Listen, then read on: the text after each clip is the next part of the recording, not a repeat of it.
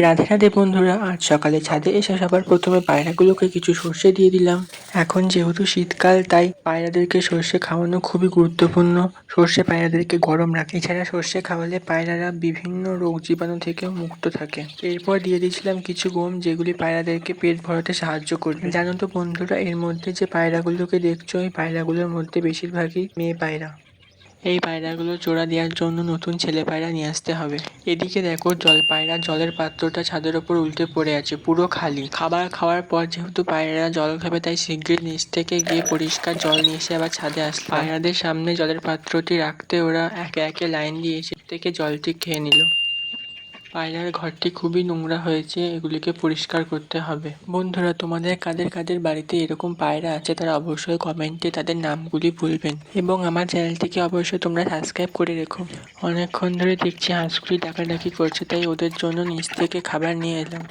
ওদেরকে আমি চাল, ভাত এবং গমের কুড়ো মিশিয়ে একটি খাবার তৈরি করি, যেগুলো ওদেরকে দিই। 3টি হাঁসের মধ্যে 2টি ছেলে হাঁস এবং একটি মেয়ে হাঁস। মাঝখানে যে হাঁসটি দেখতে পাচ্ছ বন্ধুরা, ওই হাঁসটি হচ্ছে মেয়ে হাঁস। এদিকে দেখো আর এক কাণ্ড, খরগোশের ঘরে একটুও ঘাস নেই, তাই খরগোশের ঘাস আনতে চলে গেলাম মাঠে।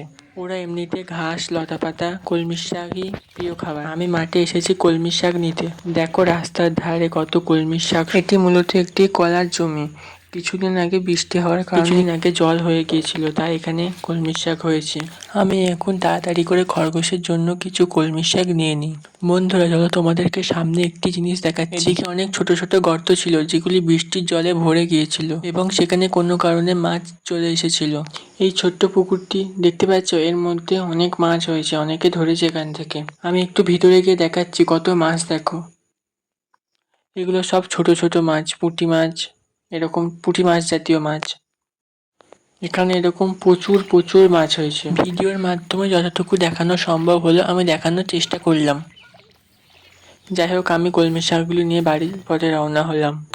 বাড়ি এসে কলমি শাকগুলি সবার প্রথমে কিছু খরগোশদেরকে দিয়ে দিলাম। অন্যান্য খাবারের তুলনায় কলমি শাকটাই ওদের সব থেকে প্রিয়। 2টি খরগোশই মেয়ে খরগোশ, কেনার সময় ভালো করে দেখে নেওয়া হয়নি। তোমরা কোনো চিন্তা করো না বন্ধুরা, আমি কিছুদিনের মধ্যে একটি ছেলে খরগোশ নিয়ে আসবো। খরগোশ দুটির নাম কি রাখা যায় তোমরা কমেন্টের মাধ্যমে জানিও।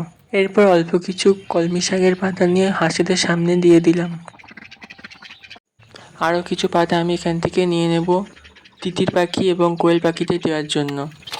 কোয়েল পাখিরা যদিও খায় না, কিন্তু তিতির পাখিরা এগুলো প্রচুর খায়। এদিকে দেখো, ওই হাঁসটি আমার কাছে চলে আসলো আদর খাওয়ার জন্য। ওকে কিছুক্ষণ আদর করার পরে চলে গেল। এবারে আমি ঘাস পাতাগুলোকে পাখিদের মধ্যে দিয়ে দেব। খড় খুলতে ওরা বাইরে বেরিয়ে পড়লো খাওয়ার জন্য। আমি সেগুলোকে কুচিয়ে কুচিয়ে ভেতরে সব দিয়ে দিলাম। আমার এই ভিডিওটি ভালো লাগলে একটি লাইক করে চ্যানেলটিকে সাবস্ক্রাইব করে দিও এবং কমেন্টের মাধ্যমে তোমাদের নামটি সুন্দর করে লিখে জানিও। আমি এরকমই নতুন নতুন ভিডিও উপহার দেওয়ার চেষ্টা করব।